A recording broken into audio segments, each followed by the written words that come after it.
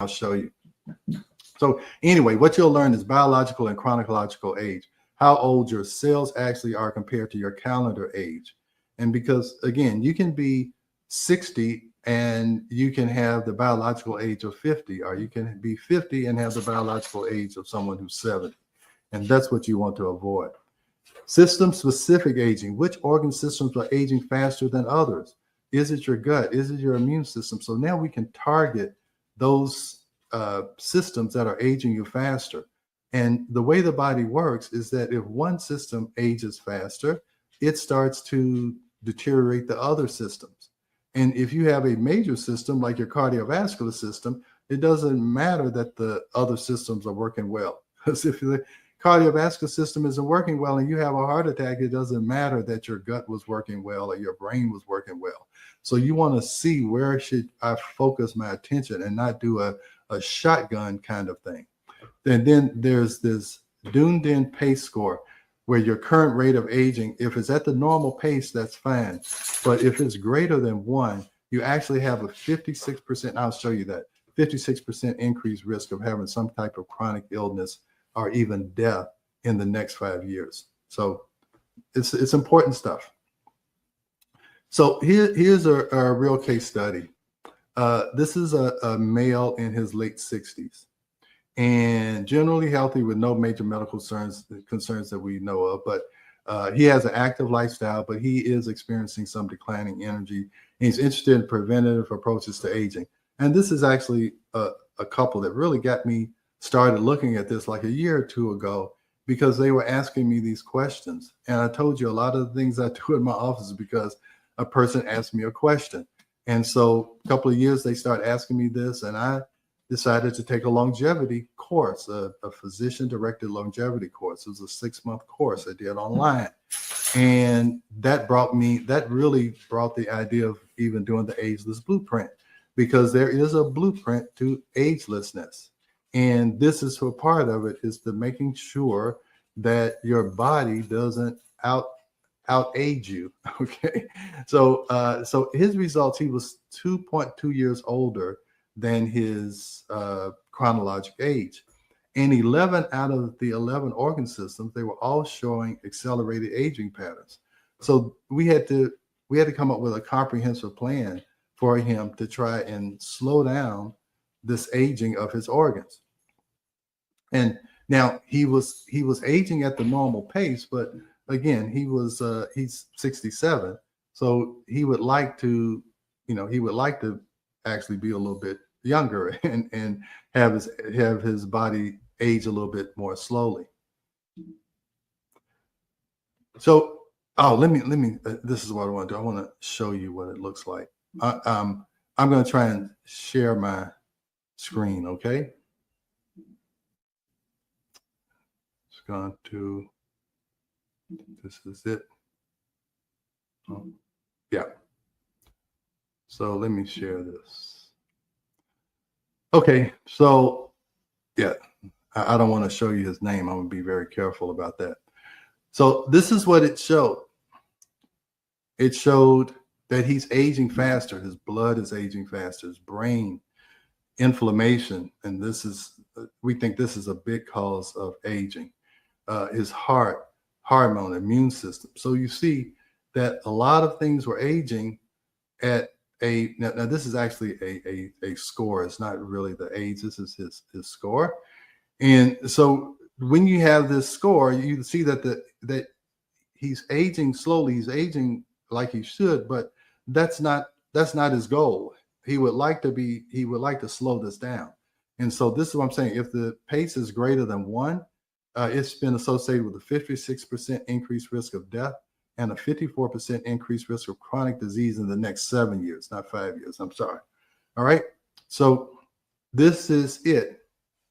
So what they do is they will come up with some lifestyle and some nutritional suggestions. But I also, in this longevity course that I took, I have a program where I can feed this in, and it will give us a detailed, personalized protocol for him, including peptides and nutritional specific nutritional guidelines for him. So let me go back and let me stop sharing my screen. All right. So here we are. We're back. All right. So then they come up with a protocol, and I can show you how that looks also. But we come up with these protocols, and when you're talking about peptides, and let me tell you what peptides are. Peptides are small protein molecules, so they're natural products. They're not a drug. And what they do is that they seem to turn on these epigenetic switches, these positive switches. I'll tell you an example of a peptide is GLP-1s. All of the Ozempics and Wegovy's and Mounjaros, those are actually small peptides. And what they do, they just enhance the body's natural function. So they really don't overdo anything. And that's the problem with drugs, like steroids. They overdo it. And what they do is they suppress your normal function. But peptides, they just enhance and magnifies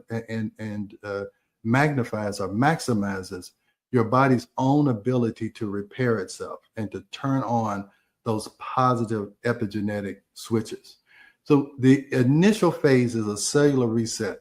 The initial phase is focused on fundamental cellular repair mechanisms to create a foundation for the entire protocol.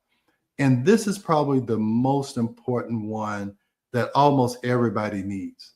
And this is called apiteline. And it targets telomeres. And let me tell you what telomeres are. Telomeres have just been discovered in the last 40 or 50 years. But if you know how chromosomes look, and I think there was a picture, it was an image. You know how a chromosome looks? They look like two rabbit ears attached in the middle, and then two rabbit ears at the bottom. So they look like this. And at the ends, there are the things called telomeres. And the telomeres are like caps on your shoelaces to keep your shoelaces from unfurling. And so what happens is when your DNA is going to express a protein, and that's what DNA does. It expresses a protein that has a certain function. So what the DNA has to do, it has to unwind, it has to copy the information, it makes the protein, and then it's supposed to wind back up. Well, the more times it does that, the telomeres become loose, they become shorter, and so the DNA becomes fragile and it can become damaged the more it opens and closes. So apiteline, and what that's been shown is that the shorter your telomeres are, the shorter your lifespan. And that's been shown over and over again. So there's things that you can do, and there's peptides you can take to lengthen those telomeres to lengthen your lifespan. All right. So apiteline does that. It's a bioregulator. And that's what we talk about. That's what peptides are. That's the word I was trying to come up with, a bioregulator. It helps to regulate your biology appropriately. So it's a bioregulator peptide that activates telomerase. And that is what repairs and it rebuilds your telomeres, extending cellular lifespan by protecting chromosome ends from degradation. That's what I just explained to you. That's how that works. And then there's GHKCU. It actually has copper. It's a copper peptide complex that accelerates wound healing, stimulates collagen production, and reduces inflammatory markers throughout the body. But primarily, this is used for skin rejuvenation. It's used a lot of times in cosmetic practices. We actually use it also, but it helps with wound healing, but it also helps with rejuvenating the skin and increasing collagen.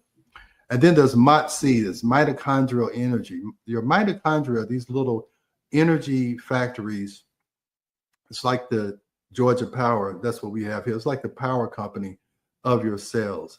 And mitochondria, they are very important in energy production, and stress really does damage to the mitochondria and all types of environmental influences. And really they think mitochondrial, and this is a well-respected theory, that mitochondrial dysfunction is actually the cause of many cancers.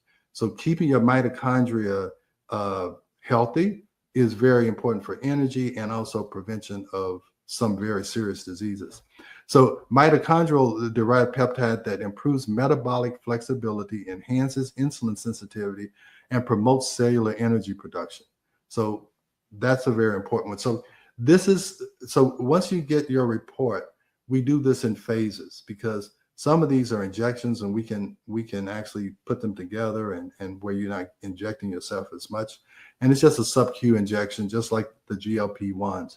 And so you would do this, and they have different protocols. Some of them are twice a week, some of them are once a week, some of them are every day. So that's why you kind of do it in phases so you don't get too overwhelmed. And then there's BPC 157, and this is a very common one with athletes. I've seen, I have a professional football player, a couple of them that come to the office and they use BPC 157, but it's body protection compound that accelerates healing of gastrointestinal issues, reinforces gut and brain axis communication. But actually BPC 157, it can almost help repair anything. Joint damage, muscle damage. It's really one of these, and all four of these are kind of the foundational peptides that most people could benefit from. And, it's all about repair and energy production, telomere length. Everybody could benefit from that. It's not necessarily something targeted for one person, but we're going to get into some more targeted ones in just a second. So this would be phase 2, trying to promote hormone balance and normalize metabolism. So after establishing cellular repair, those foundational peptides, phase 2 would be trying to optimize hormonal and metabolic efficiency. So CJC 1295 and ipamorelin, these are growth hormone secretagogues. So again, it's not like giving you growth hormone. It just makes your body make growth hormone in a better, more efficient manner that stimulates natural pulsatile release patterns. It causes improved recovery, lean muscle mass preservation, and enhanced cellular repair during sleep. I told you a lot of things happen during sleep, and you want to make sure you're sleeping well. Now, tesofensine, it's a triple monoamine, and that just means it has 3 peptides, 3 amino acids. It's a triple monoamine reuptake inhibitor, dopamine, norepinephrine, and serotonin. So this is really like a natural antidepressant. It enhanced metabolic rate, improved neurotransmitter balance, and appetite regulation. So this is important.